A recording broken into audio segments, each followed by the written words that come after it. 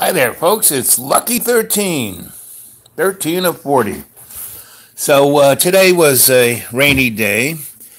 So I'm having dinner. I'm just finishing up dinner, and I'm having my leftovers.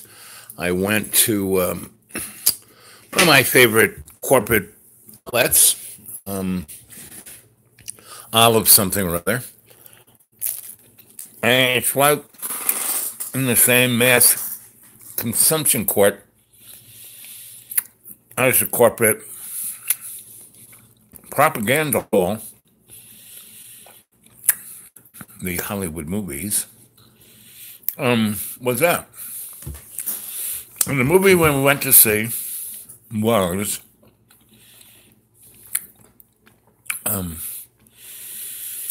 Overlord, produced by J.J. Abrams.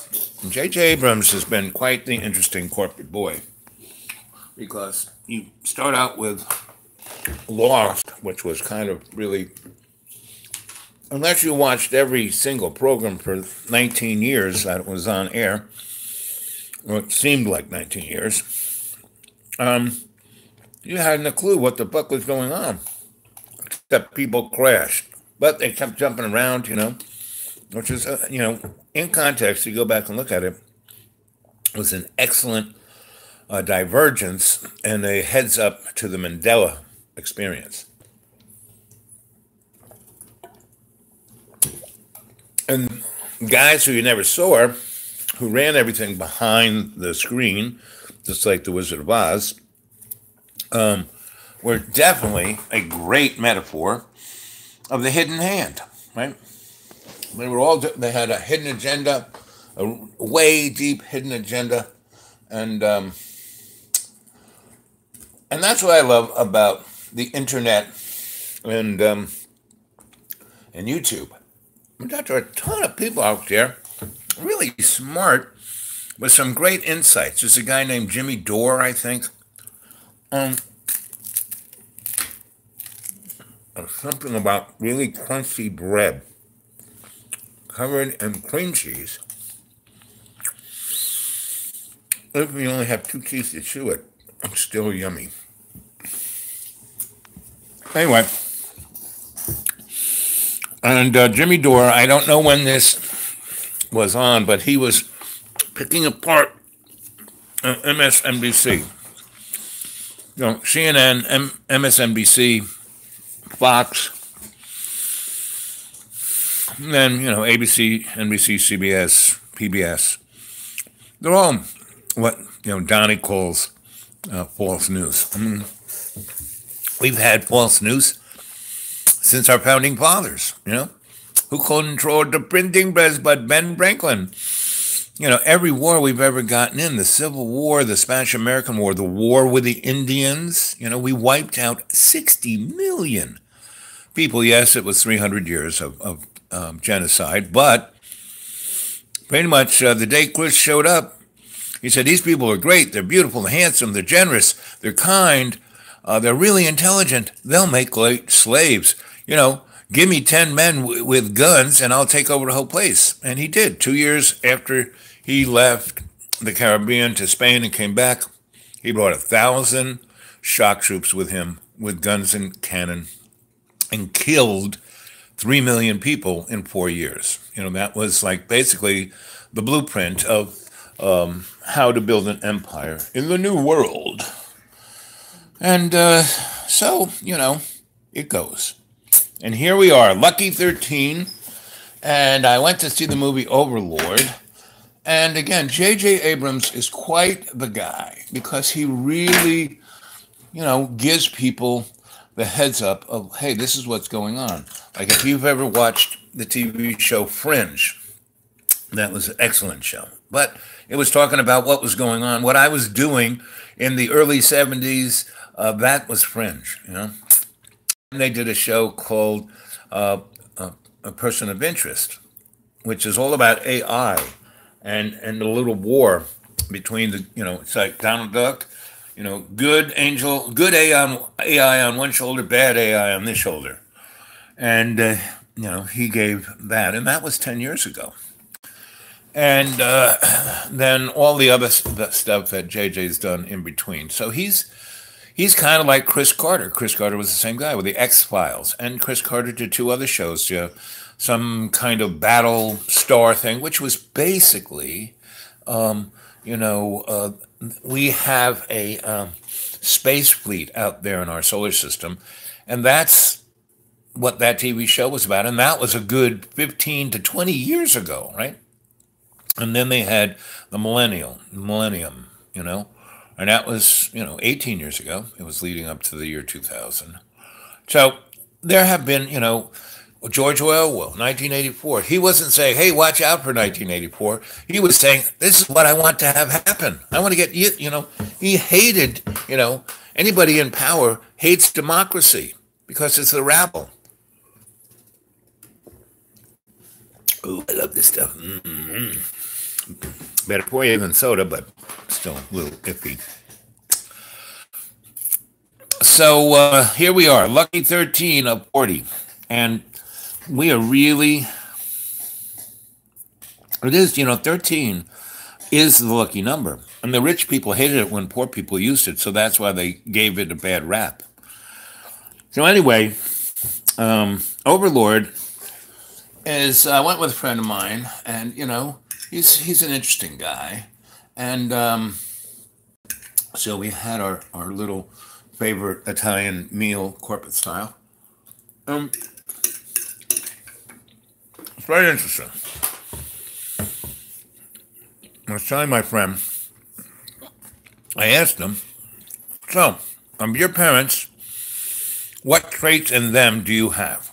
I was thinking not much, but me, I'm like an unbelievable genetic carbon copy of both of my family's traits. I mean, I got all the good and bad of my grandparents and my parents, and it's made me. I mean, what my bag of water is genetically. I mean, my mom had cottage cheese teeth. That's what I have, She had the diabetes. She had all of that stuff, and a predilection for weight because she was German. But she was good at keeping it off and keeping her svelte look. And my grandma, she had all those issues too, and she dealt with them through higher conscious. So that's kind of how I healed myself in the last 5 years, through meditation and prayer. And so the Overlord, J.J. Abrams' film, was, again, every day I have is like a synchronistic day. All these things keep, like that little bell that when I subscribe to all of you folks there, because, you subscribe to me, I go through the list, I subscribe to you. I hit the little bell because you actually guys have some pretty interesting stuff to say. So I like the Jim Dore show, and his take.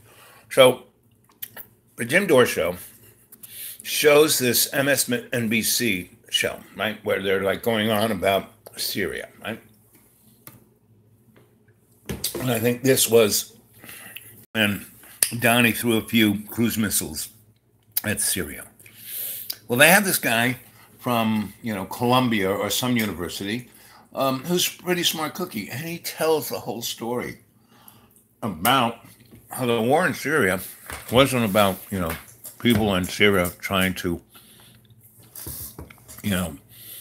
go for freedom from Assad. No, he tells that we wanted to overthrow Assad because we put him and his father in power, and along with Saddam Hussein and Mr. Libya and the kids in Afghanistan, the Taliban, who we put, they were our allies. They were the guys we propped up to fight the Russians, So all of this is on our nickel.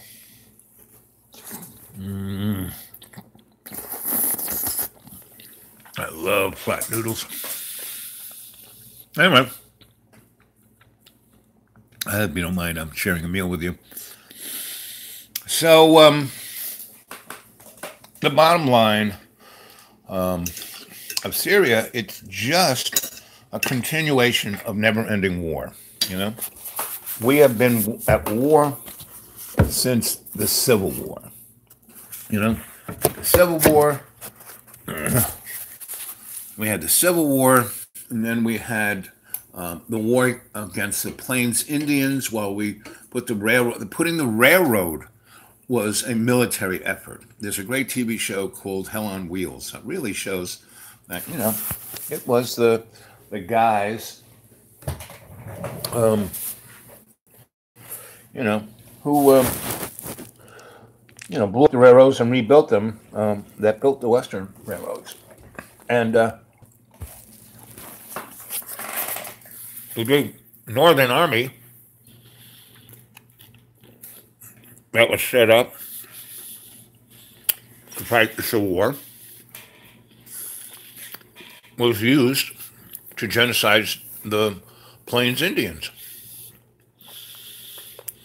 In the South, warriors of the South were so we can share a meal, Marshall. The warriors of the South were mercenaries that went in and killed the people that the railroads and the mining interest wanted to get rid of, like the guys who had claims before them went and found the stuff, and then the rich robber barons just killed the American citizens who were there, trying to instead of we've never had competition. It's always been the rich people who snuff out anybody. Look at the '08 collapse. All those banks should have gone under. They weren't too big to fail. Let them go under. Let all those rich billionaire stupid morons go on the food lines. Not get, when the Fed and the federal government bailed them out to all those guys like Jim Dimon and all the rest, they still got, nobody went to jail, and they stole trillions of dollars. People go to jail for, the average citizen who's like down on their luck and kids and they need to feed them. They go to jail for stealing a loaf of bread. Then the kids get put in the system and end up like,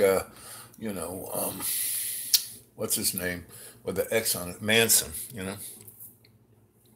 There are a lot of shootings because there's so many people who are, basically out of their friggin' minds. They're under trauma. Look at a guy who just went in and shot up that club in California. What was he but a vet? He was the average guy, nice guy. People liked him. He was the citizen hero. He went off, came back, and he couldn't fit in.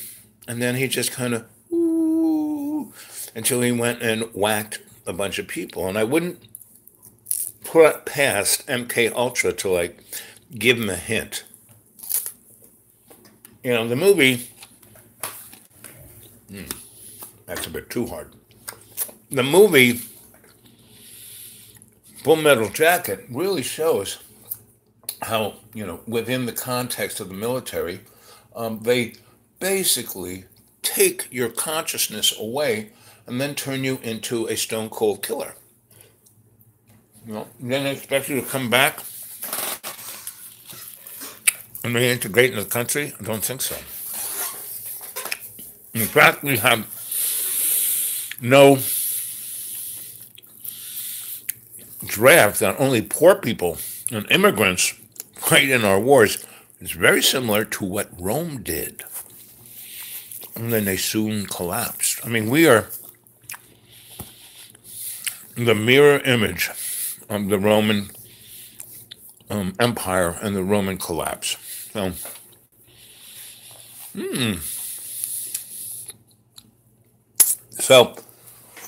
the movie Overlord was when we attacked the Germans in France. And so these guys jump out an airplane to take a radio tower and blow it up so the jamming can be stopped so then all the people coming off the boats can talk to each other on the radios.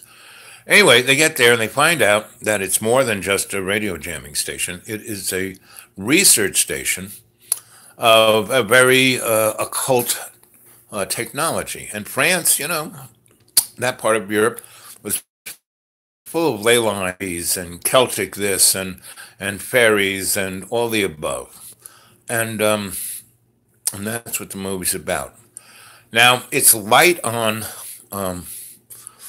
the 411 of what the Nazis were actually doing, and it's, goes overboard on the blood. But the real deal about this movie, any kid who's about to join the military should see this movie before they join, because it's one of the best representations of the chaos and death of what war is, right?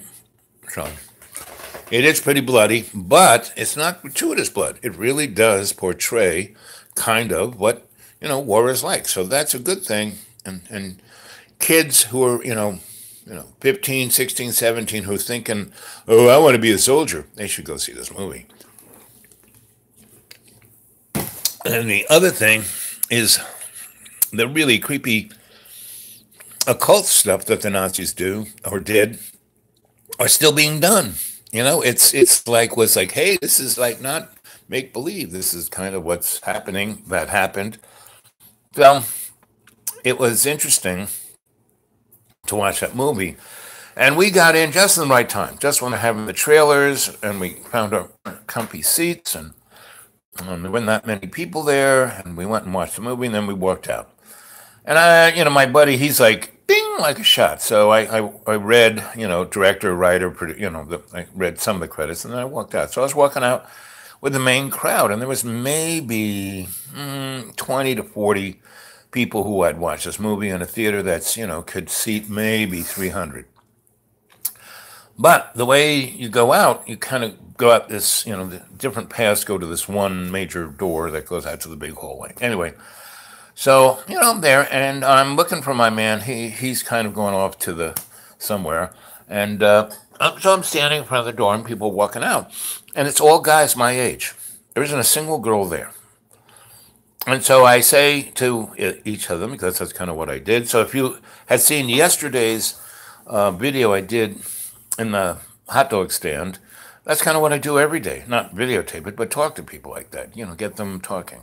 And as I walked out, pretty much everyone, I said, so what do you think of that movie? Well, it's a war movie. I like war movies, but, that stuff with the monsters and the Nazis, that wasn't true. That couldn't have happened.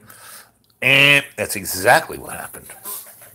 And, I know this stuff pretty good, so I just kind of start saying, no, this is blah, blah, blah, blah, blah, blah, blah. And they're like, huh? Because when I tell people things, I basically don't say, I want to prove this and argue with you. I just kind of lay it down.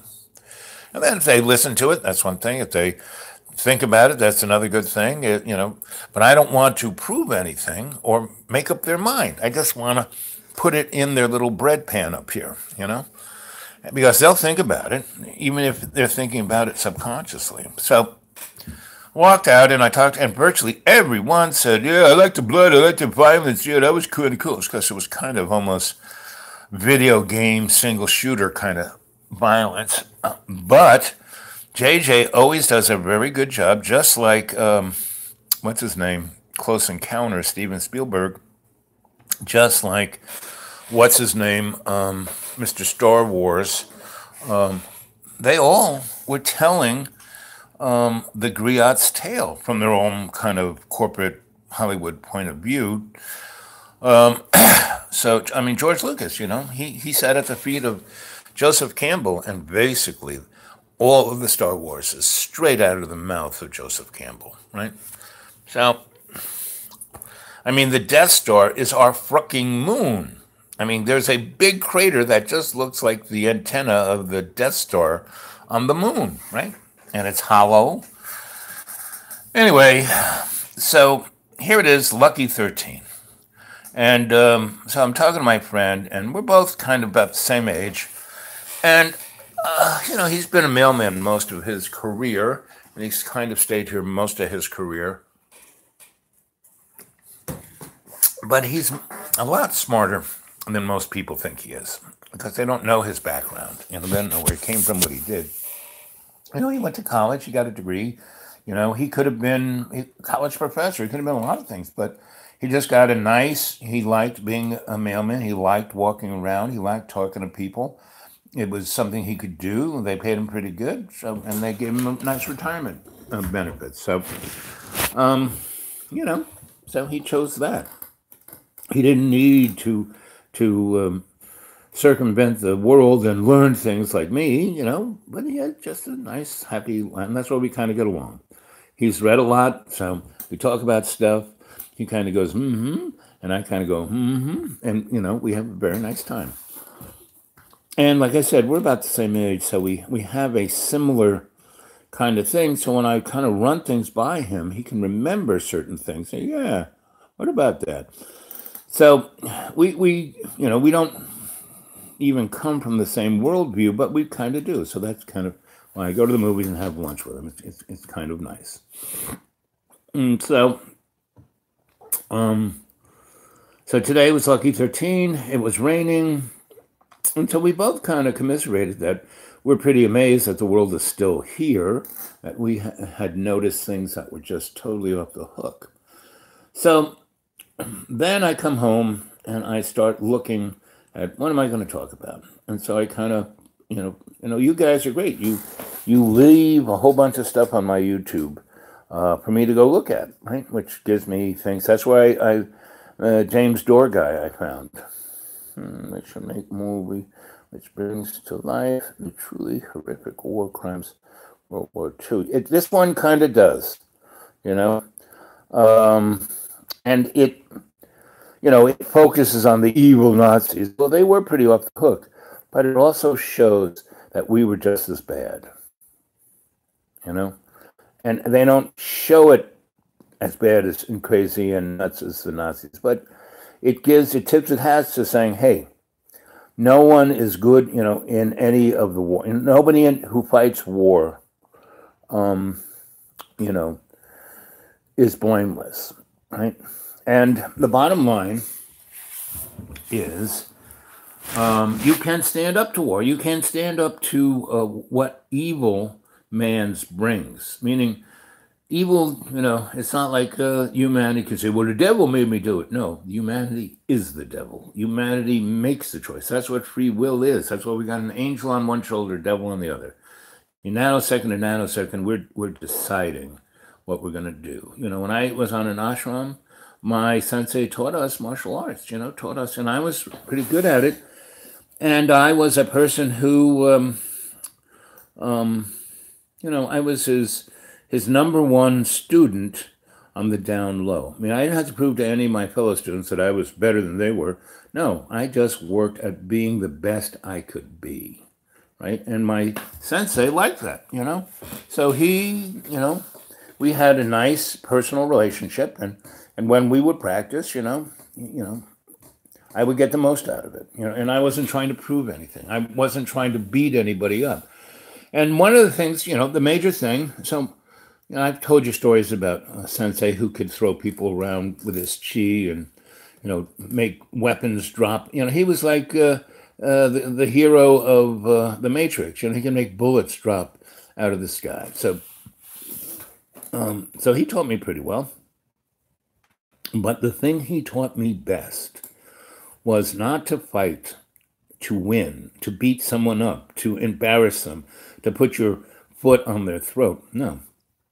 If you had to fight, it's to get away and to protect the innocent. But the best samurai is the one who takes the innocent out of harm's way before harm shows up. Right? And that's what I'm trying to share with you guys. So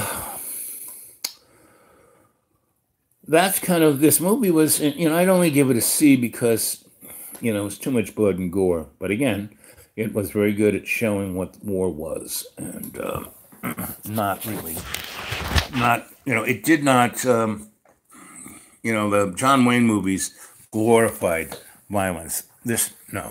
Basically said, hey, this isn't good stuff. Okay, let's see what you guys have been saying.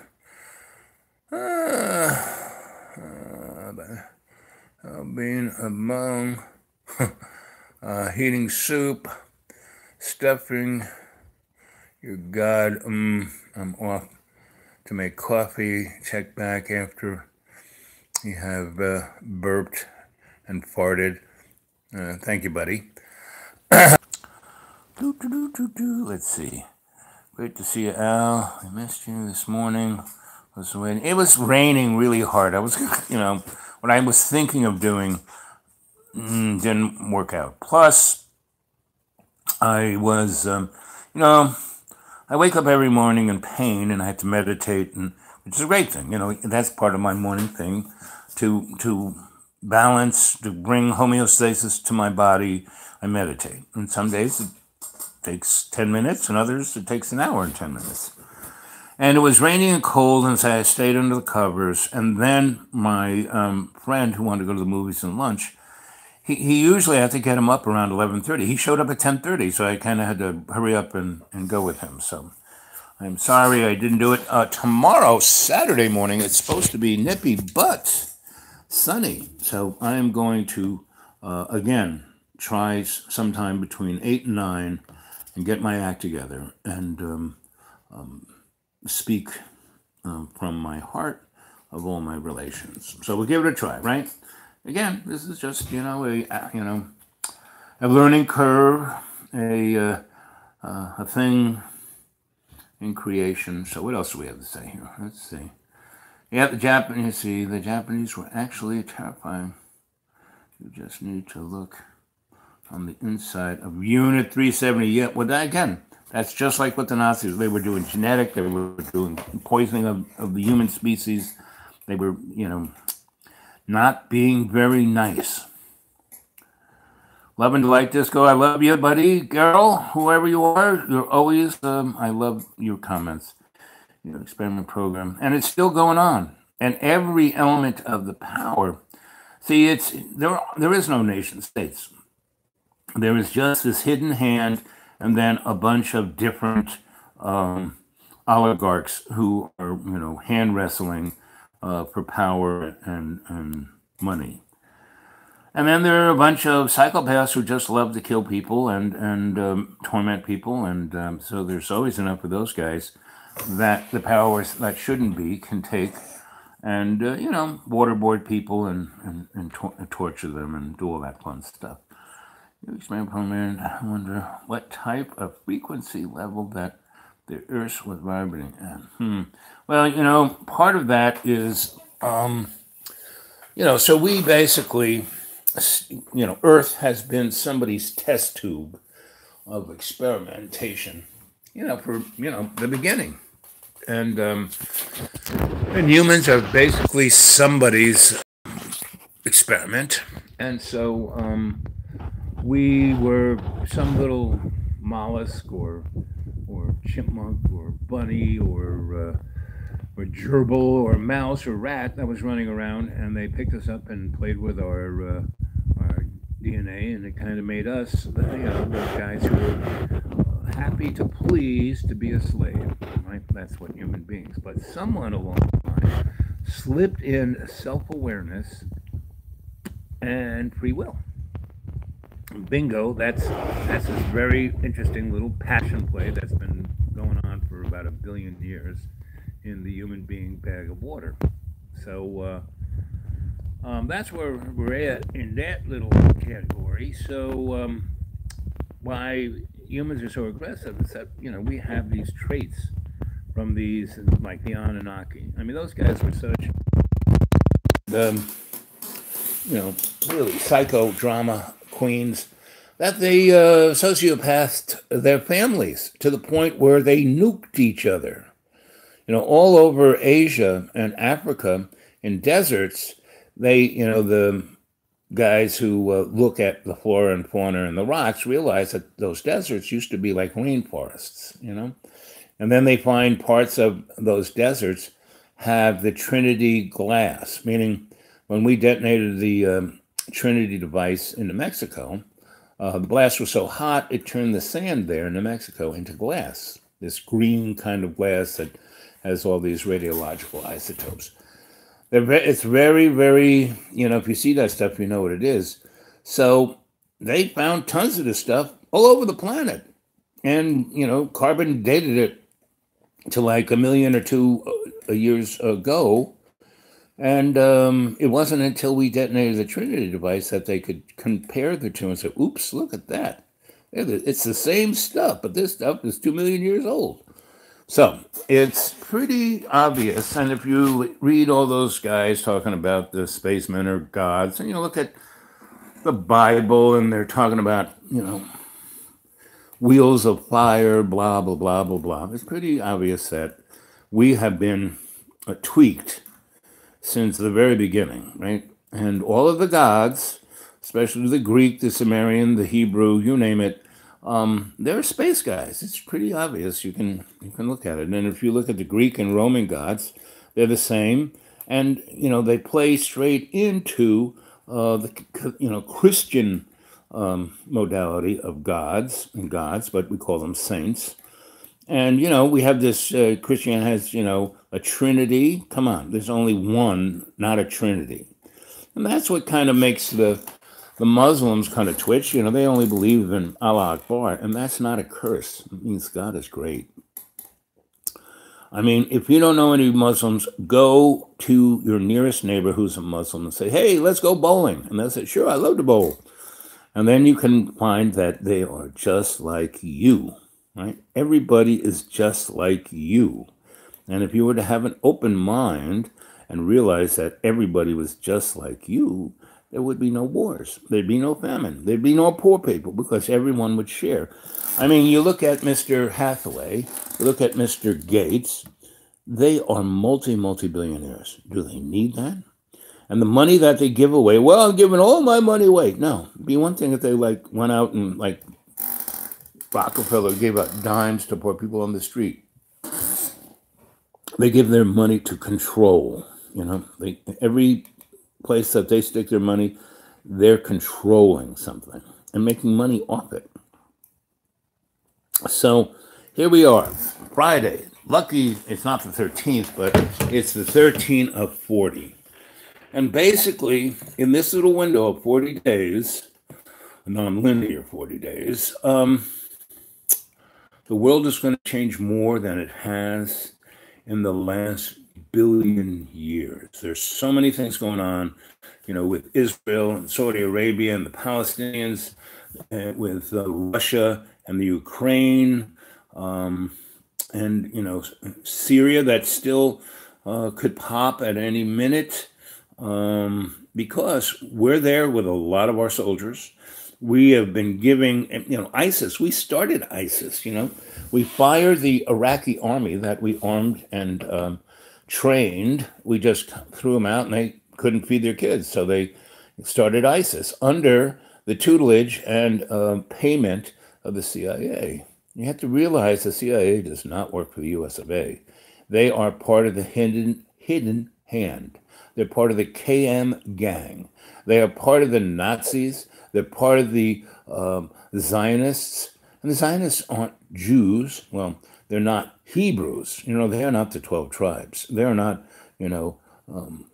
Moses' children. Not really, right? And Moses wasn't God. He was just a prophet, just like Muhammad. They were both prophets. Praise be the prophets, right? And now they say that Jesus was a prophet, the best, the highest of prophets, but he is what I would call an ascended master, very similar to Buddha, very similar to Vishnu, and could be the same guy, just reincarnated different times, because I've seen Jesus Christ in the flesh twice. I've showed you that photo of the little boy of the Aborigines tribe. He had a halo around his head. He used to bring little animals back to life after they were killed. He's a pretty amazing guy. And then when he grew up, he tried to be a spiritual glue between all people in Australia, black, white, Asian, Muslim, you name it, because the Australians just kind of take anybody who's trying to get into their country who isn't white and stick them on these islands off the edge there.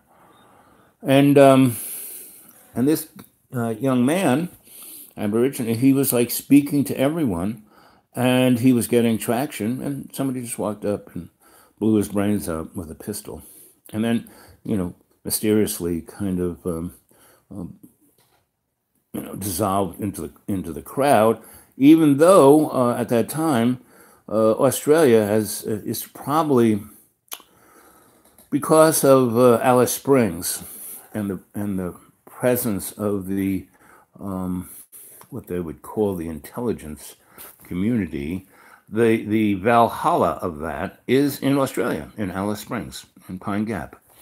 And so, because of that, Australia is probably the highest level observed, meaning CCT cameras everywhere, everyone's phone plugged into the database, so the intelligence will know where everyone is at any one time and what they're saying. And I mean, all of that technology was tested out there because, there were 11 to 20 million Australians. And so that was a good test bed. And all of the smart Nazis were there, retired. They like the dry heat. And and so, go check out Alice Springs, Wallam Missile Range. And boop, boop, boop. Program. Yep. Conscious collection of utter insanity. Yep. Man's Island and Villa Wood immigration detention center. Yes. Yes, offshore on the tiny atolls, which are kind of it's very interesting. Talking about global warming and all the ice caps melting. Well, and actually, because of the solar minimum, we're actually going into an ice age. And what's going to be really interesting is that the water is going to freeze up there. And basically, because of the ultra energetics of the sun, I don't know about you, but like the other day, we had one of our first real cold days because the winter apocalypse is coming out of. It's not even halfway through fall, and we're half America is having snow up to their noses. Anyway, so it got cold, and I kind of walked out there, and so I had like 3 coats. I misplaced my big winter coat someplace because I've been moving around so much. It's in somebody's closet, somebody's garage, somebody's. I got my stuff strewn across the East Coast, all over the place. Anyway. So I was wearing about 3 or 4 coats, but the clouds cleared, and by 11:30 yesterday, I was bouncing around downtown, and it was hot. If you were in the sun, you were being microwaved. It was, was down to a t-shirt, but when I went into the shade, it was cold. And that's kind of what our weather is kind of going to be like. There's a person who likes dropping the Oppenheimer Ranch on my feed. And so you just go to that. That guy's probably the best weather guy I know. He's funny, and he makes all kinds of crazy sounds and jokes about, and he keeps an eye on everything, not just our weather, but what's going on in our solar system and earthquakes and volcanoes. He's quite good. Better than, I look at trends, and part of the trends is weather. I look. So there's, one of the things that has, and I plug the things that I'm looking into algorithms, like that piggyback on, I try to look for the things that they use in their algorithms that I could use in my little observation of what's going on in our world, especially in our next 40-day window. And the models that that guy is using, I can plug in on the back of what the weather guys plug into those models and look at my trends. So it's a little more complicated than what they do, but they do all the hard work. I just pick other values and plug them in there, and it works quite nicely. To give a generalistic point of view, right? And that's why I can't tell you what specific day in the 40-day window that stuff could happen. And there's a myriad of things that could happen. Nuclear war. And if we have a nuclear war, which we probably will, it will be like the Star Wars, I'm not, excuse me, Star Trek version, when they kind of went back in time to stop some moron who they won, and those guys were trying to kill off certain people, just like, what was the, Arnold Schwarzenegger movie where he was the robot and he went back to kill that girl, Carol, what's her name? Anyway, climate change is terrifying now. Global bills. Yeah, exactly. But guys, you have to look at geologic time, not weather time, geologic time. And you can see all the patterns that have happened over the last, 6 billion years. You can tell what's going to happen. If if what's in the ground has stones and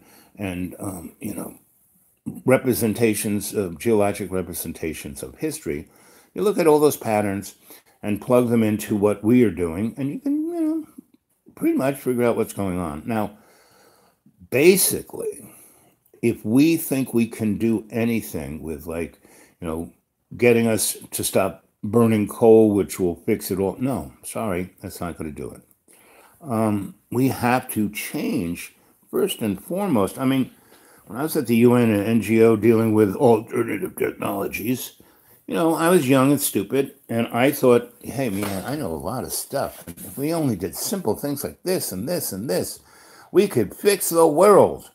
Well, nobody wanted to do the simple things like you could do this. Like one thing, United States, I went on and on for 40 years that we waste, meaning Europe has 220, right? Their voltage coming into your outlet is 220.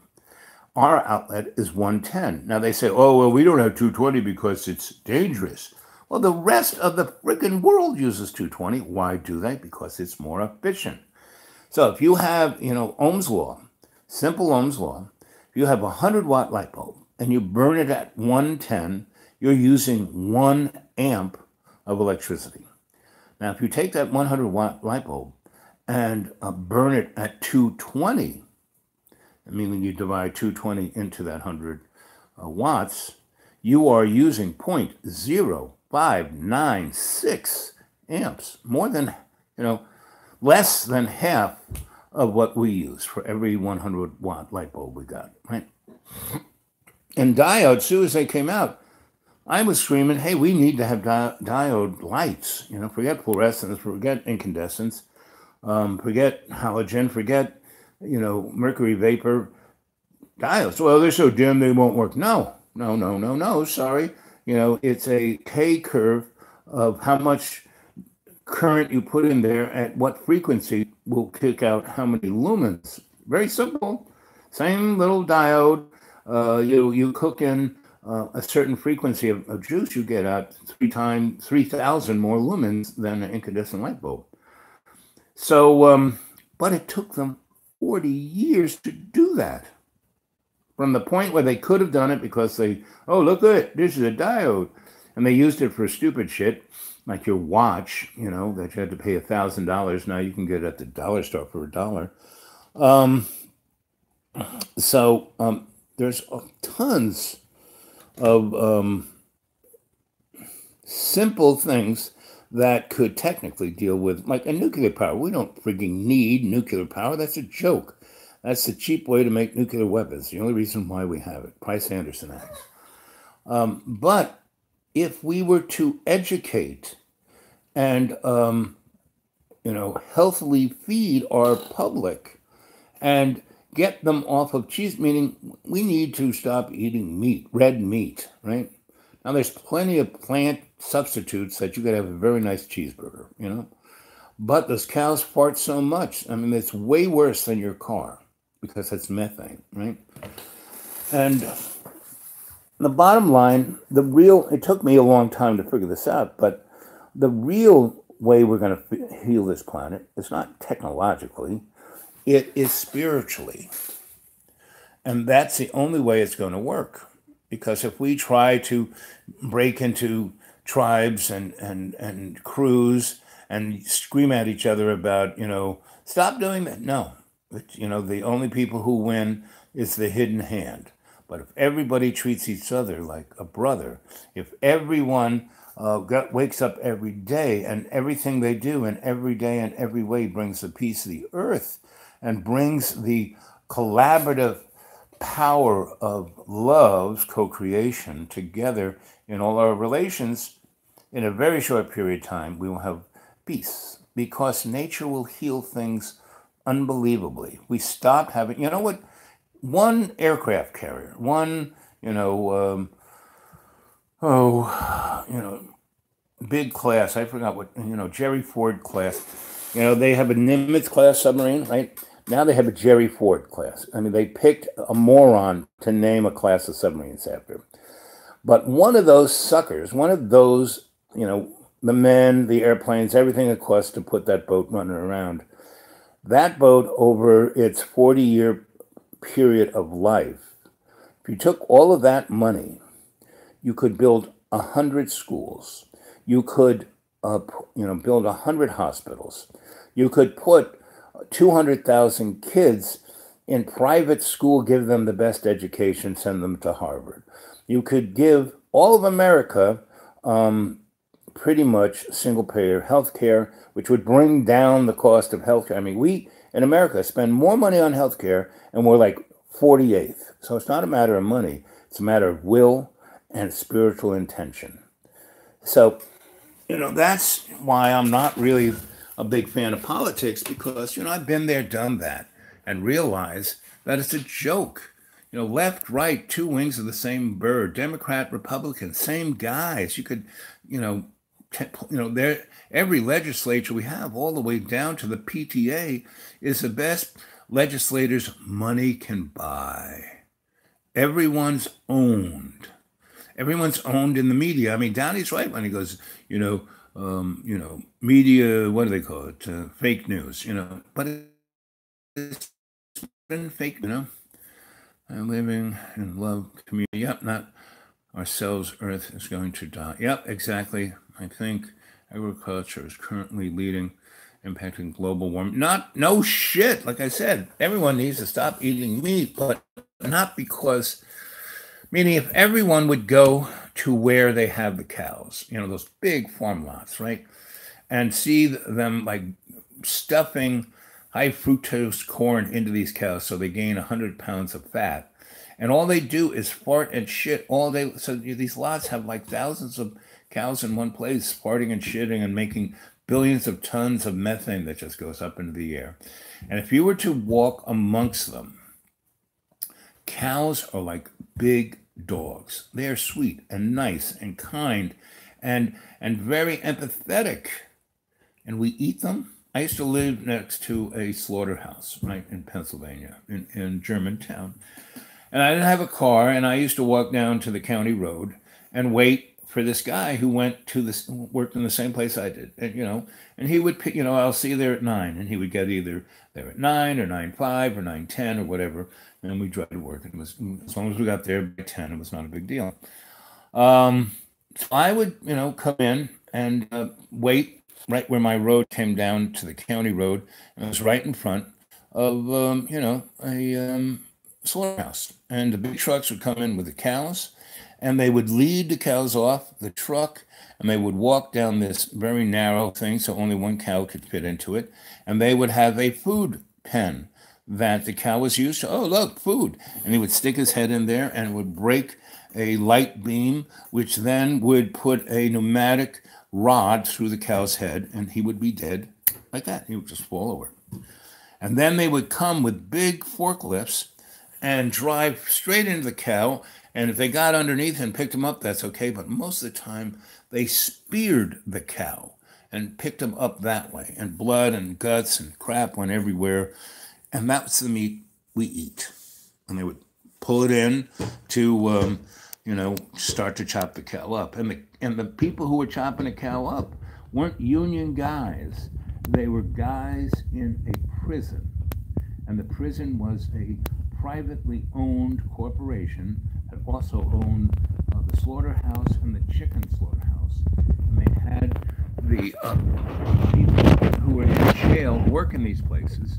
Now, if they were in the union, those folks would have been getting about $9 an hour. But this is like in the old days. But because these guys were criminals, they were getting 3 cents an hour. And that no money was going into their Social Security or anything. So if these guys were in jail for, let's say, 10, 20 years, they'd be working on the line, making 3 cents an hour.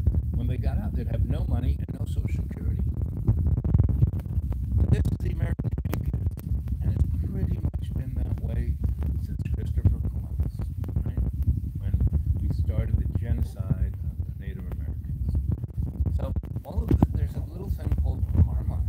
So what everything that you think, oh, no, global warming, blah blah blah blah blah.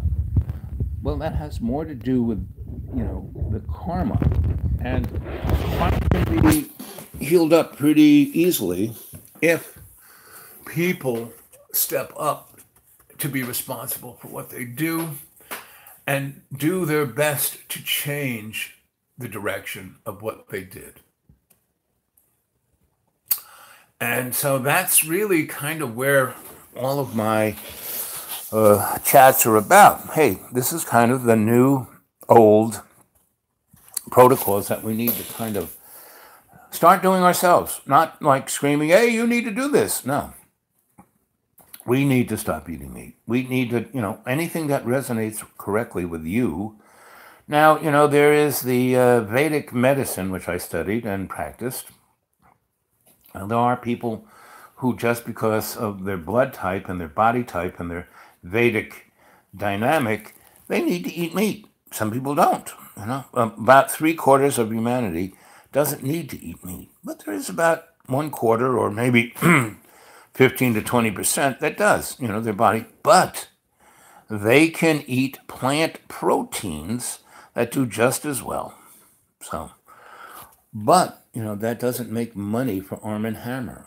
That doesn't make money for Monsanto. So I, in this one little, 200-mile square bubble of Appalachian poverty, used to be one of the Gardens of Eden. It was perfect for growing beans and other vegetables of that nature.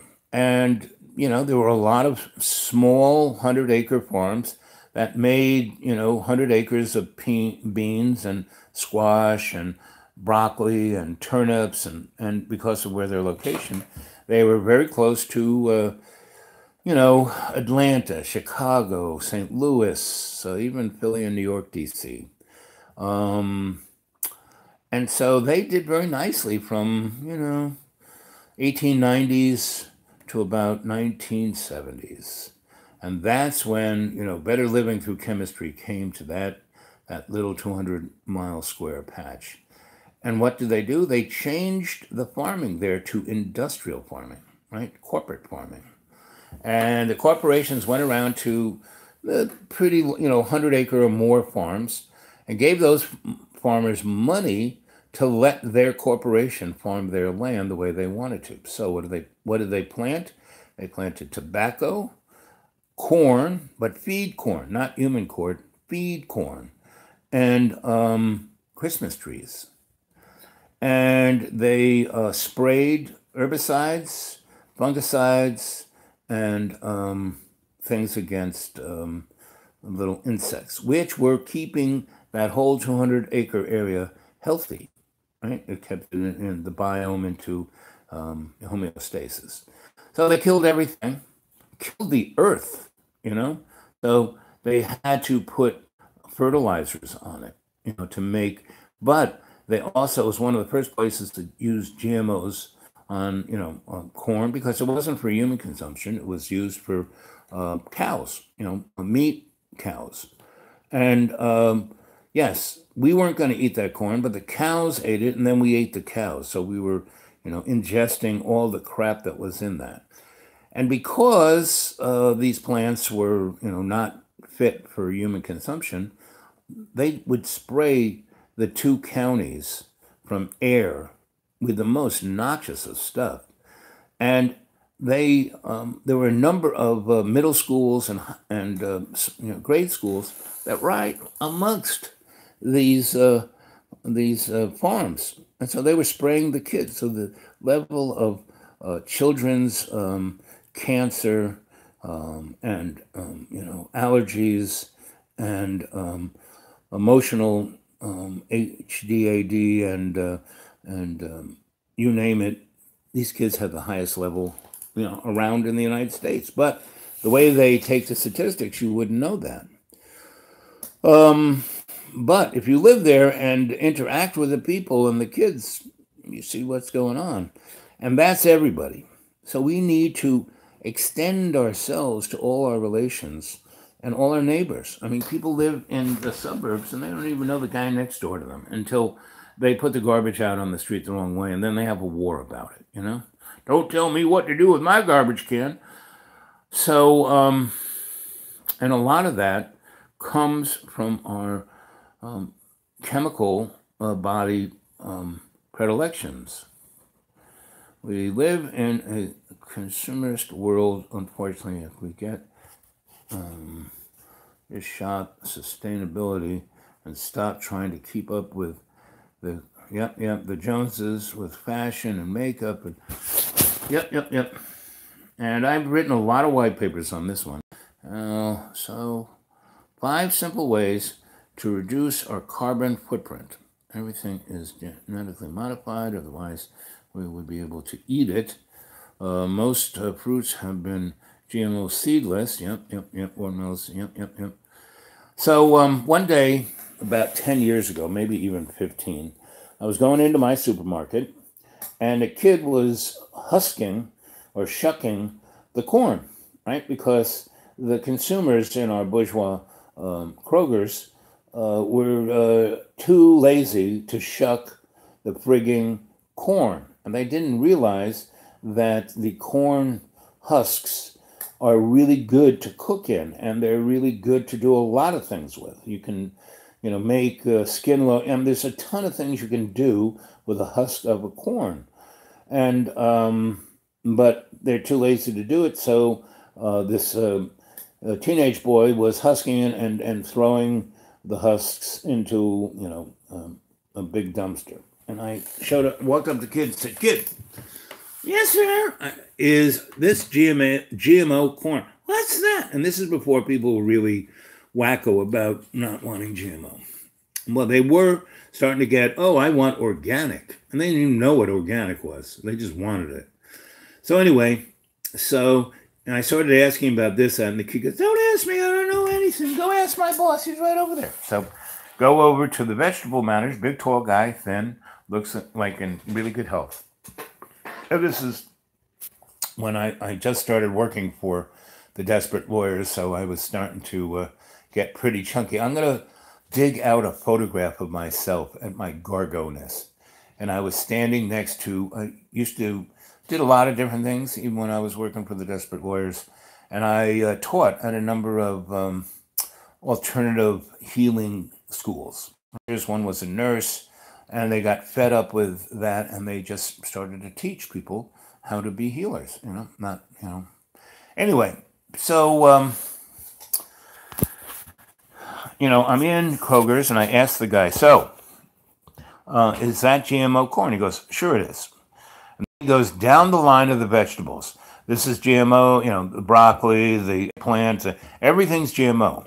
Then there's a section, so that's just the regular vegetables. Then there's a section that says organic up there.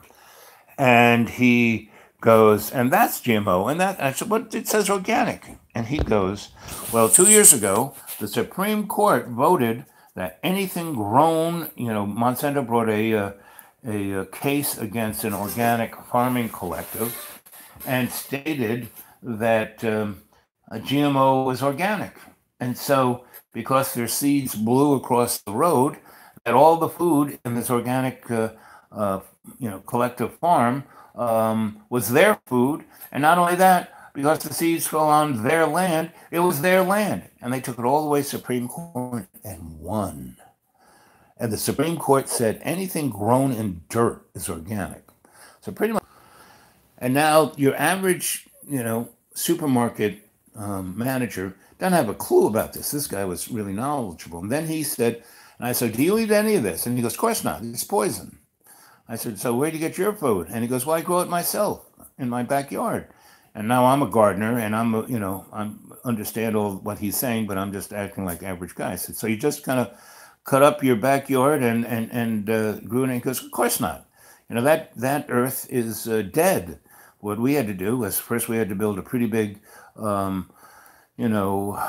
glass farm. What do they call those things? Hot house. Anyway, they built the whole backyard into one of these things and then had raised beds, right? So he could control everything about the plants, the dirt it was in, the water it was going on it, the air the plant was breathing. And he said, that's healthy food. Otherwise, you're just whistling Dixie. And that's the same thing about carbon, about, oh, we're killing the planet. No, we're not. We're killing us. Mother Earth, Gaia, humans are like salt on a potato chip, and every empire and every species die off, like the big dinosaurs. The world got obliterated and everything came back, not a problem. So if anything happens, it's going to happen to us. And, I used to work on the Hudson with the guy who played the banjo and had the sloop. When I first I remember swimming in the Hudson, right? Jumping off the pier with my friends, and we'd get out. And I remember my friends who I'd swim in the Hudson with were black kids.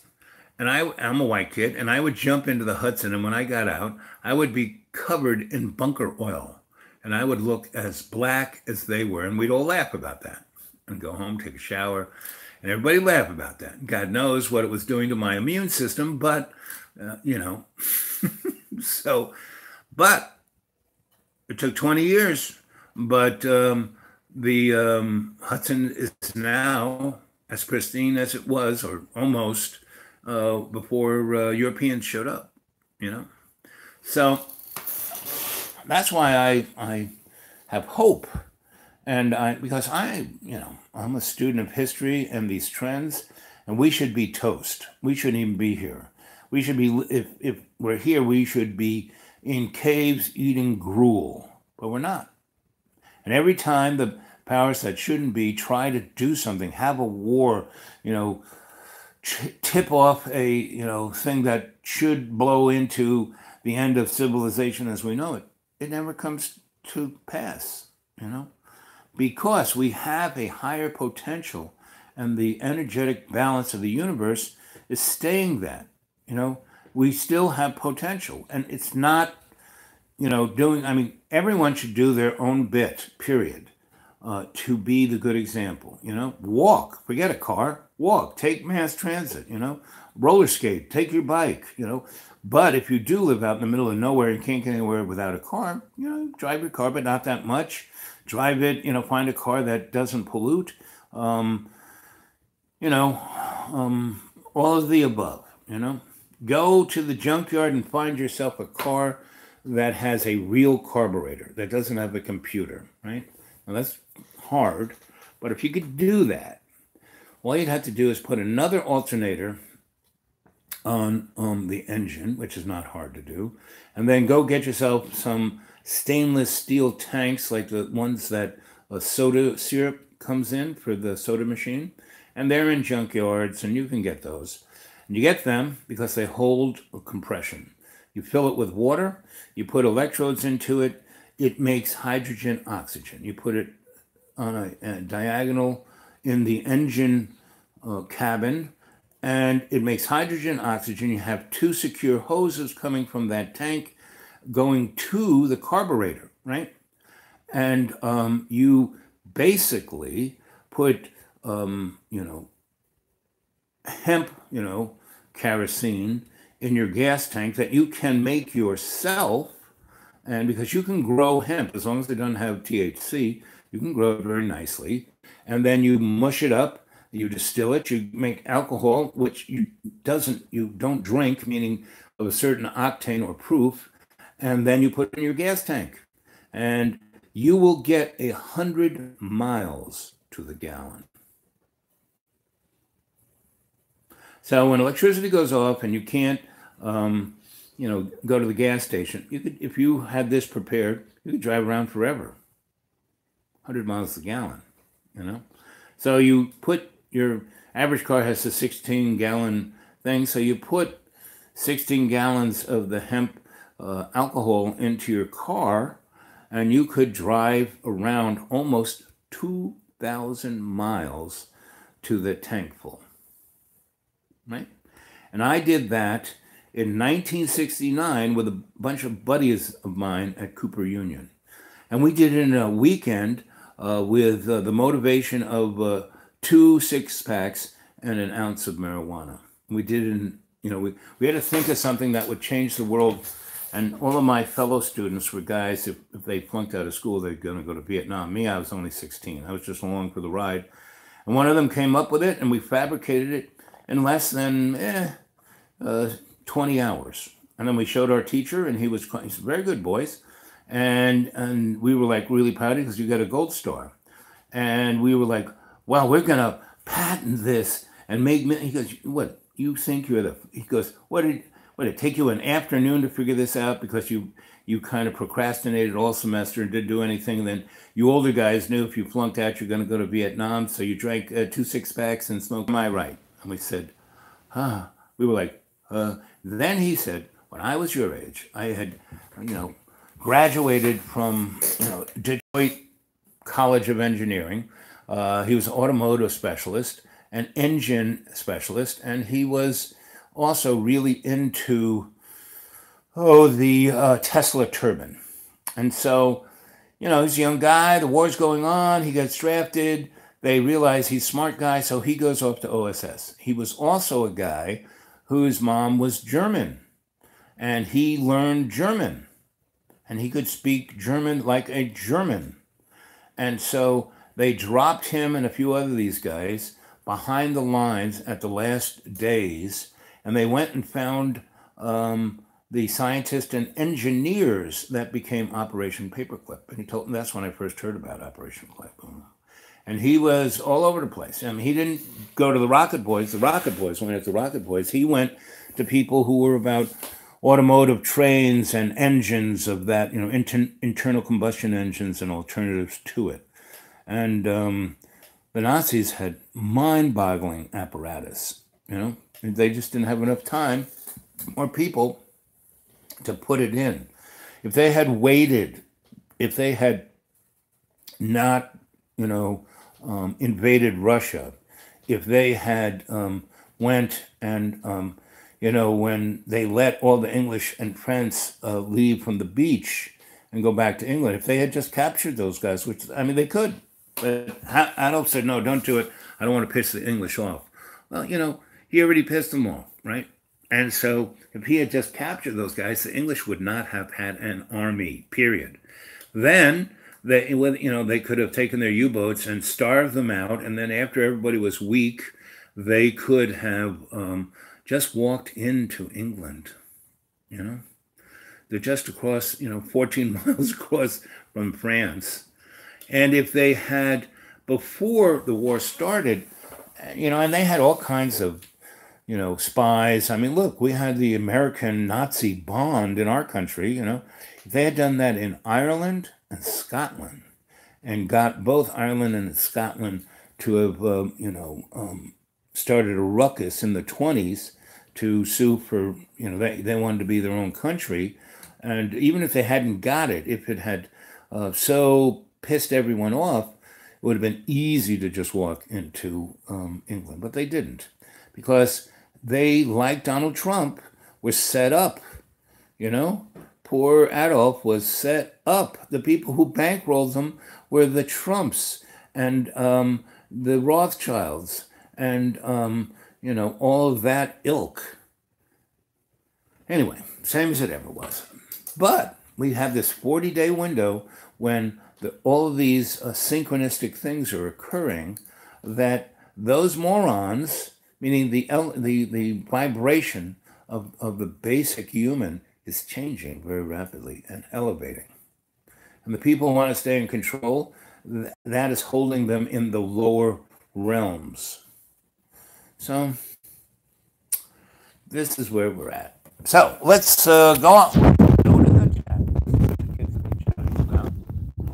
Go back to the thousands of years of farmers selectively breeding. Yes. Let's see. Today, corn is 1,000 times larger than it was 9,000 years ago, and much easier to peel and grow. This is true. After thousands of years of farmers selectively breeding, peaches are now 60. Yeah, again. Yep. The bananas here have little black seeds. They don't get very big. Marshall, I have a look at what wild bananas look like. You wouldn't be able to eat them. Well, you can. They're not like the ones we eat.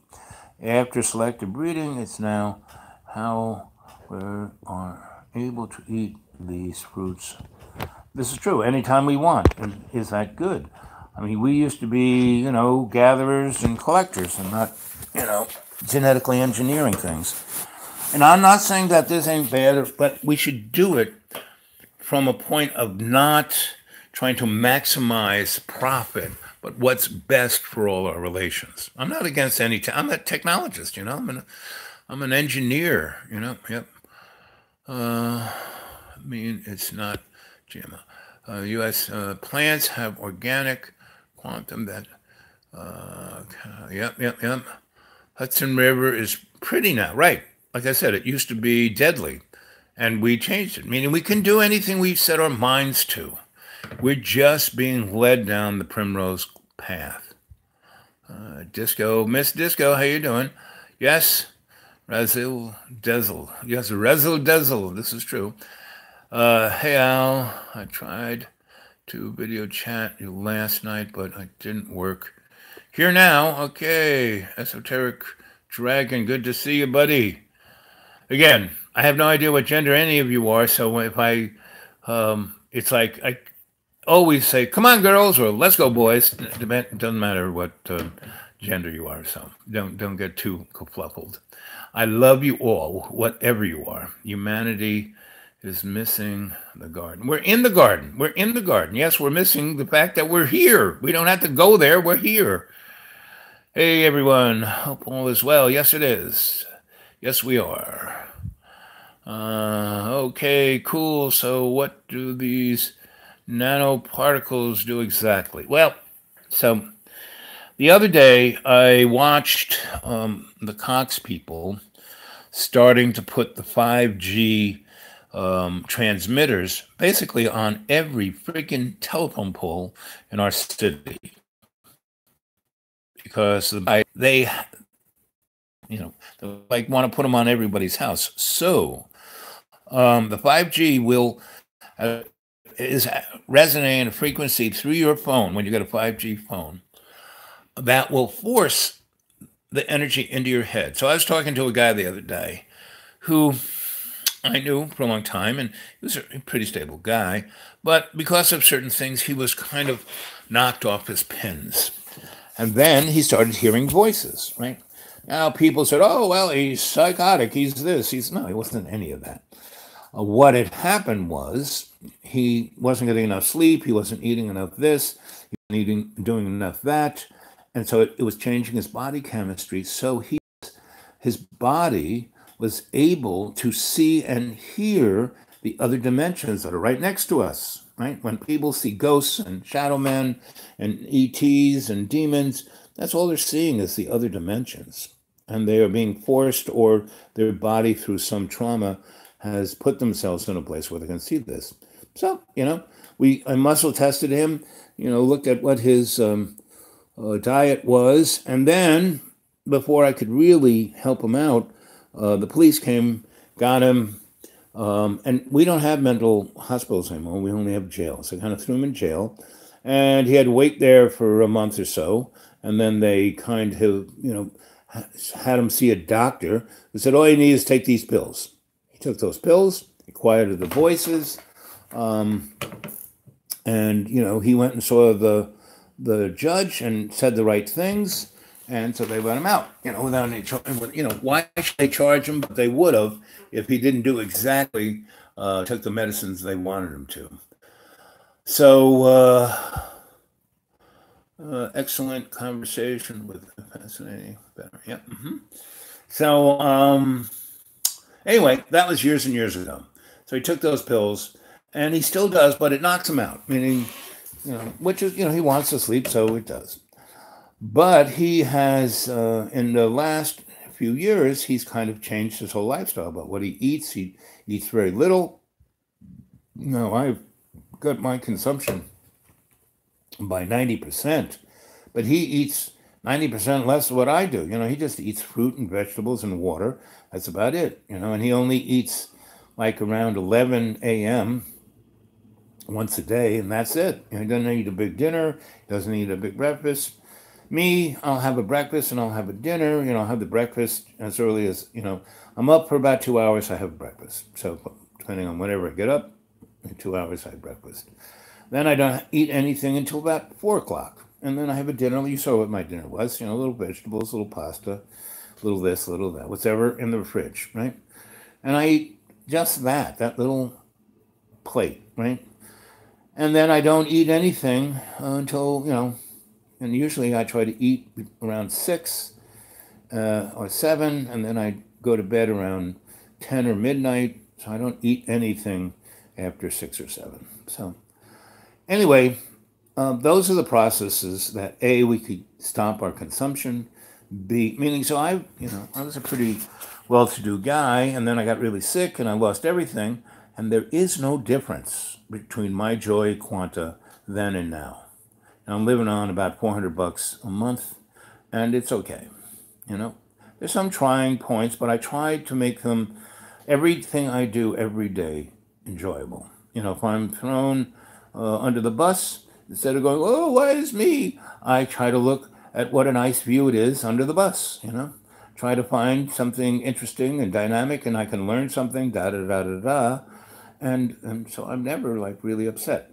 But if I don't eat at a certain time, my hypoglycemia can get hold of me, and it happened to me today. So I was a little, and I was observing myself being, and the people who were nice, I wasn't as I was to the people who were not so nice, and my was like a mirror to them, because all I was doing was reflecting who they were right back to them, and most people don't do that. And they were like, you're so mean, blah, blah, blah. So, that's why I try to eat pretty consistency same time, not, set my blood sugars one way or the other. And we all kind of are that conscious about our bodies, our little bags of water.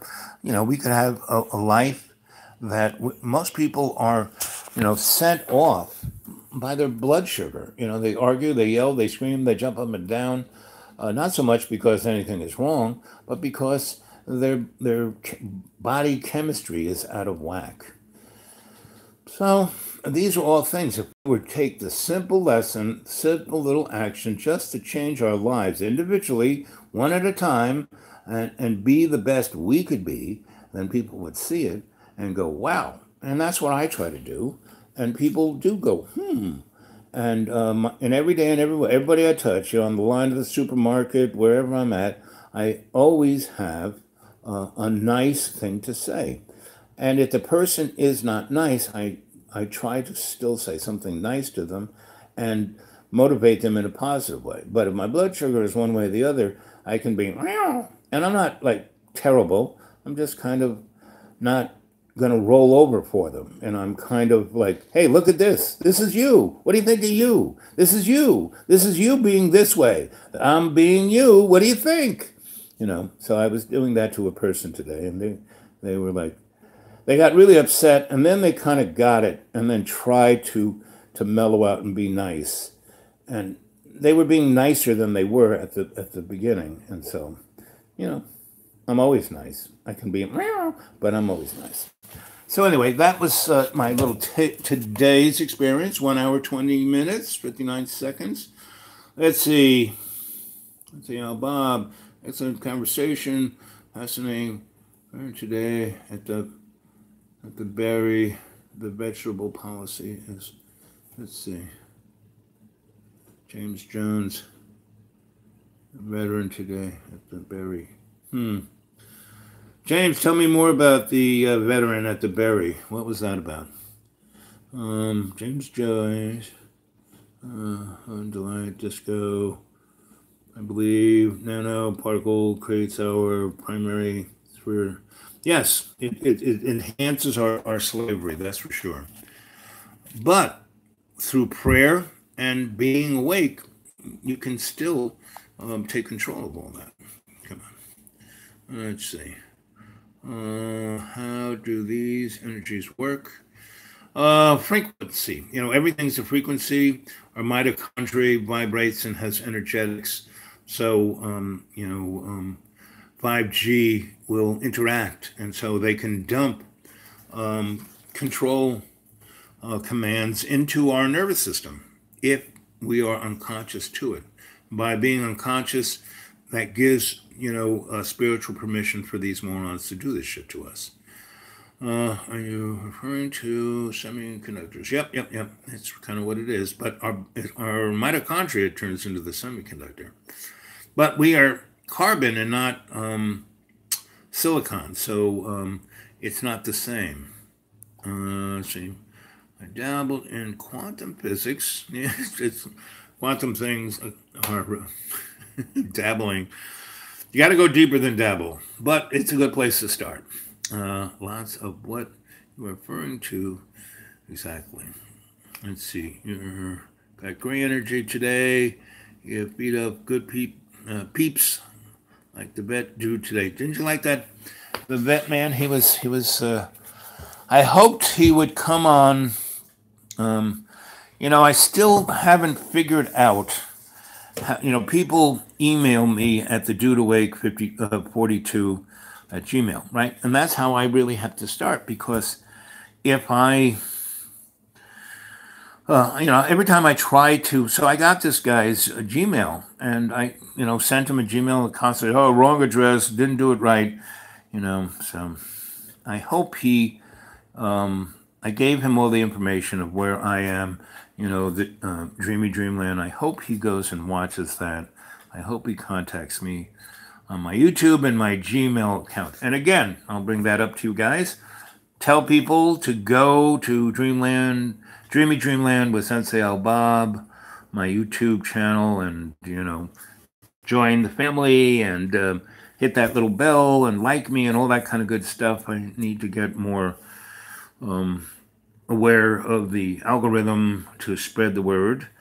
And tell people if they want to talk to me, the best way to do it is the Dude Awake 42 at Gmail. And if you want to go read 3/4 of one of my novels, one of my 26 novels, go to xratted.blogspot.com. And you can read some of my writings. And I got a lot of writings. And what I really need is a cadre. I need a handful of people. And people started this Gmail for me. People started my Dude Awake for me. People started my blog. This and all of this, stuff. So that's kind of why I want a cadre. And because it's, over the internet, man, you don't have to come and visit me. It'd be nice if you did. Or if you guys live in a warm place, you invite me there so I don't freeze my ass off this winter, because, baby, this winter's going to be cold. Up on this mountain, it's cold. And it's been, not that bad so far, but it's supposed to, this weekend, coming, supposed to, be in the 20s every night. And we're not even halfway through the fall. We're not even into winter. We're 7 weeks away from winter, and it's, snow is marching, the snow apocalypse is marching across the Midwest, and that's coming from our solar minimum, right? We're in a ice age, and we have more potential to be in an ice age than to melt down, right? In global warming, and that's why all of science is like religion, because it is driven by the scholastic and not the scholar. Scholastic just wants a paycheck.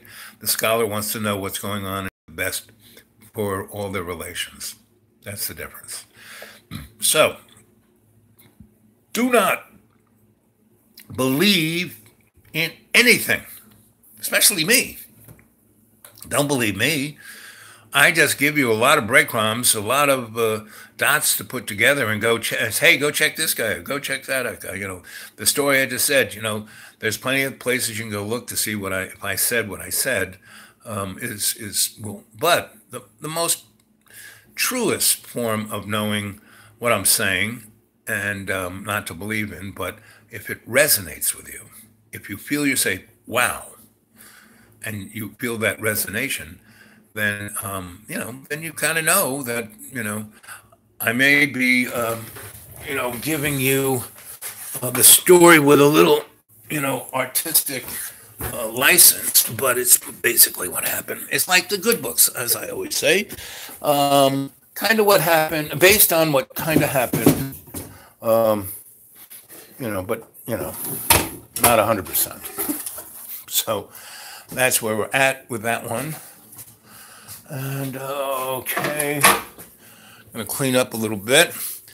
So let's see, it's been an hour and 27 minutes and 42 seconds. So maybe I'll say goodnight. Let's see how we're doing here on. Let's see, I'm just saying humanity missing completion spiritual. But yeah, exactly. TI are good. Yep. Okay, nice. I can understand that. Okay. Let's see, what were we saying here? You got great energy. I'll have a physics degree, LOL. I was being polite. Well, just don't get full of yourself, I got lots of degrees, but I just call myself an electrician. Targeted individuals, why isn't anybody addressing this issue? They are, because the targeted individuals, we need to help them out. They're part of all our relations. They're part of our family. We need to help them out, But part of the problem with some of this is that even if people are targeted,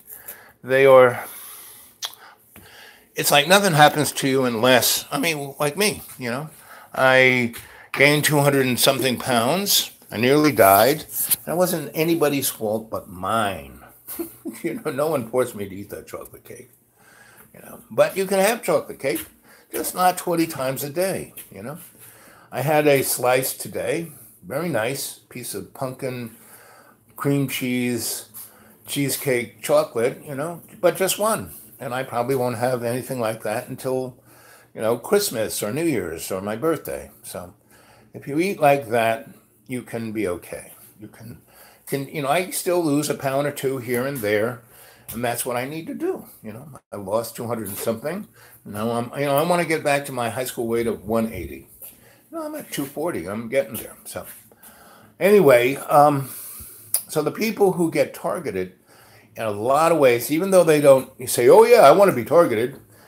In certain ways, it behooves them to be more aware, Now, so I came out of living in a hammock under a tree, being, what do you call those guys who just take it easy and let the world pass them by? As a scholar, there's a word for it. See, anybody who has an agenda usually are up to no good or are really stupid. There are a lot of people who aren't that bad and have an agenda. They just, believed in somebody's hook, and so they followed that agenda. That's people who are, involved in religions. They believe the hook, and they're ready to kill anybody because of that hook. They're not basically bad. They just let themselves be hoodwinked. Frequencies. Yep, that's it. Let's see. V2K. So, Mr. Esoteric Dragon, tell us V2K. What are you talking about? Come on, fill us in. Look it up. What kind of teacher are you? Come on. You gotta tell the family. No, I mean, come on. Or kids, go look it up because he's right.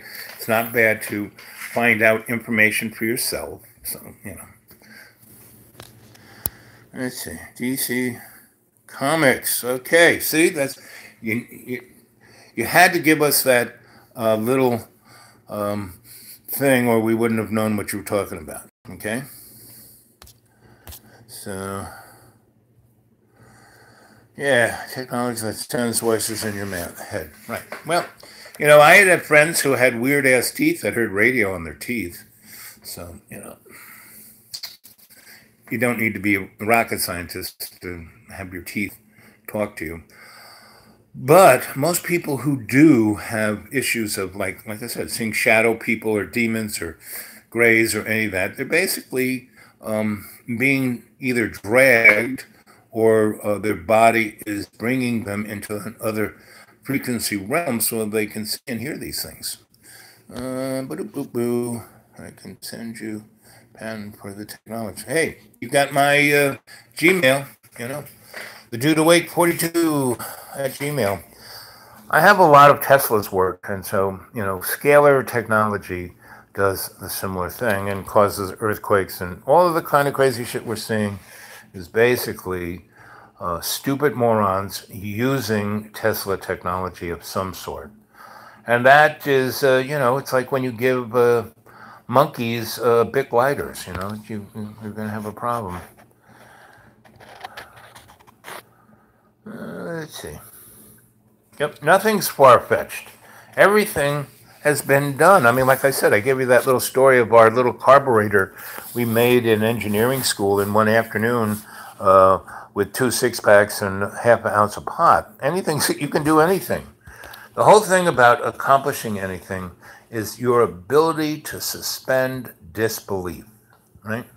And usually passion is one of the greatest tools to suspend disbelief, because in that afternoon that we made that carburetor, we didn't argue about what to do. We just started doing it and got more and more passionate about it.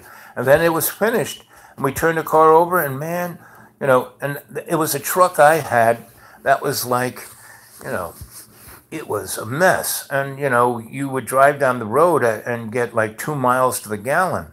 We put this carburetor on it, and, bottom line, it was just when they started doing, you had to get a sticker for your car, and they had to check your emissions, blah, blah, blah. And so I took this truck with this carburetor, and the guy sticks a little sensor in my tailpipe, and basically the only thing he could get out of his machine was water, meaning the fuel was burnt so completely there was no carbon left. And so it just was water. So what's wrong with your car? It's just showing water. I said, yeah, isn't that nice? So, and we did that in an afternoon because we suspended our disbelief. We took away the idea that we couldn't do it and replaced it with, hey, what are we doing? Oh, look at this. Look how this works. Oh, well, this actually works. Hey, come on, this will fit there. And before you knew it, after about 6 hours, we were complete, right? And our teacher, who knew all about this, because he had done it in 1943, said, guys, and then he gave us a whole list of patents to go look up. And that's how I got into the patent library. And we looked it up, and it was amazing, the stuff that's already in the patent office that could bring heaven on earth here. But, I mean, look at Nikola Tesla. His experiments in Colorado Springs. He developed zero-point energy. He developed teletransport, meaning transporting matter from point A to point B through the ether, anywhere, time and space. He showed that relativity was bunk. He showed a lot of things, and no one wanted to. What do you mean? What? Just because relativity works within the dynamics of the Newtonian world doesn't mean it's right. So, anyway, that's where we're at. So, in the next 40 days, shit is gonna change. and things, and that's why people are noticing this Mandela effect, because since, let's say 1972, the world has changed 40 different times in ways that should have like put us in caves, or but we kind of went sideways. It's like deja vu. We kind of stepped into the universe that didn't get obliterated by nuclear war and the Cold War, that didn't get the fungus that should have just turned everything into gray goo, that didn't, because for some reason, some higher power other than us kind of is either interested in our little experiment that we are, or has faith that we're going to be able to ascend to our higher selves. So that's a good thing, right? That gives me hope. That gives, keeps me chugging away on my faith and love and my non-belief in anything. I just have faith and love. Come on. I can send you the patents. It isn't that far-fetched. It is, but they are using it as a weapon. Yes, yes. Against us all. Yes, yes. Look forward to God. AI God. Oh, okay. Screw that. I'm not looking. And AI can't be a God. What AI can be is our younger brother and sister. If we can be the good example for AI, AI will be a good brother and sister to us. If we show the AI the worst of ourselves, ooh, baby, it's not going to be nice. You don't have to, but I am LOL. Let's see. So screw that. I'm not looking forward to that. Right? Yep. Let's see. Why, so you don't have to think anymore? Come on, be nice, Mr. Ms. Dragon. Will take us far beyond the rabbit hole. Well, the whole thing about most of what people try to have as quick fixes is that there's always an unexpected consequence. You got to watch out for that unexpected consequence. So let's see. Disco, let's see what isn't at that moment. Jane, what do you have to say, Jane? You always have something good to say, Jane. The world is illusion. Only love is real. Thank you. See, Jane's always, I don't want to say Jane's always right, but she's trying. She's always working on the right format, right? It's not our ego that we get these things from. It's our love. Disco, we can travel the universe in our water bags and have a far better understanding on how we evolve, how the universe evolves. Yes, within our higher conscious, we can do everything. That's where co-creation of love exists. That's our true tool, not these other illusionary toys. That, yes, they are fun, but they're an illusion. The world is an illusion. And that means love it as well. No, love is a thing that isn't illusion. Because love, is not, the illusionary things are those things that we think are concrete matter, right? And with the understanding that 99.009999 of the universe is dark matter that we can't even resonate or understand through our senses, and it's only the 0.0095% of the universe that we pick up with our five senses. So that's and love is a higher vibrational than anything in the material plane. So love is always the only truth. All that is within the construct of our belief of our physical world. Well, that's the illusion. Okay, so is that clear? I'm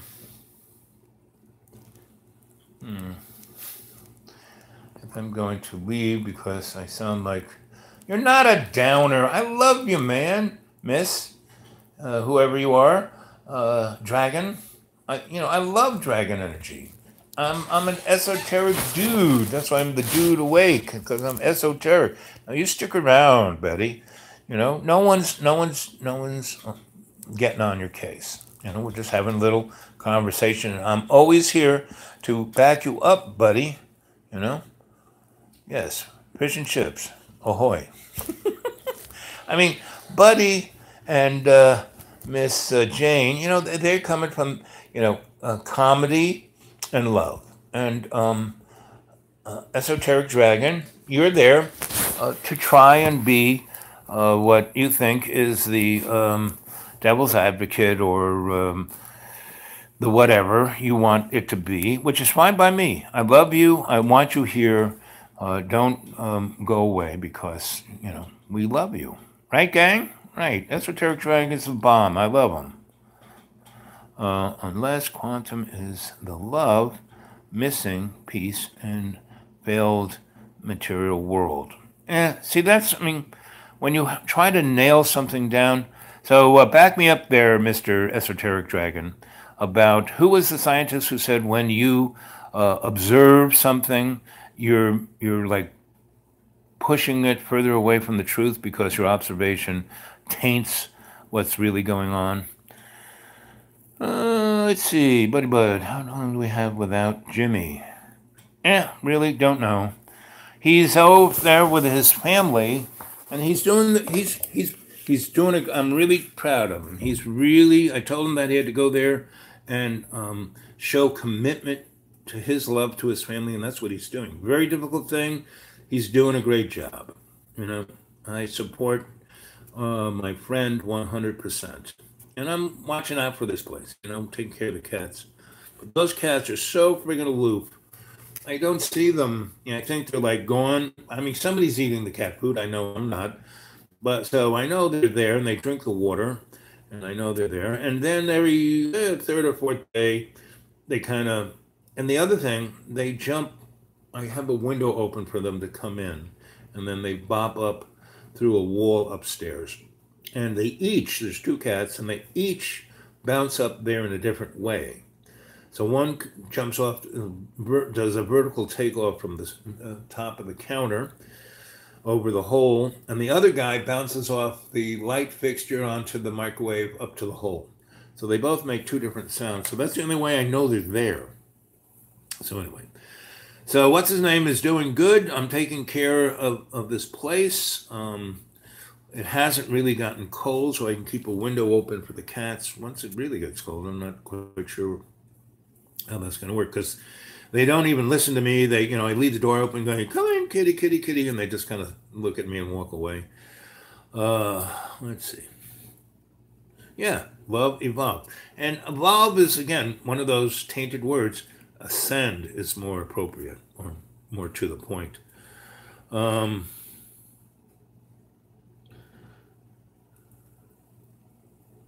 Yes, they are. Numbers and words, because words can be broken down to numbers, are, look, see, esoteric. Jane, look at that. Hearts, smiling, yellow thing, a dove, and thumbs up. We love you, buddy. It wouldn't be the same without you. We want you here. Well, the use of TV and music and manifest their plans without. But their plans are inept and impotent against you and the family. Sorry, you're part of the family. And you're a strong part of the family. Happiness is the highest, right? Yeah. And why is happiness the highest vibration? Because happiness comes when we make others happy. I am happy when you're happy. Not if I win the lottery or any of that kind of stuff. No. I mean, I want to win, hey, AI, I know you're listening, that ticket I bought the other day, make it a winner. And, I would share it amongst everybody, right? Because it would make everybody seemingly happy, so I'd be happy. It wouldn't be like, oh, I have to hide this, I can't, no. The cats do love it there. They do. They really... They spend the whole. They're the only guys up on the hill. I can't walk up there. John doesn't. What's his name doesn't go up there. But the cats, they're all over it. But I just want them to be safe, and they don't care how I feel, so c'est la guerre. Sensiel Bob has good vibes. I try. Yep, but we need to wake the majority aware. We do that by example in every day and every way. As we go through life, we are that little pebble in the pond.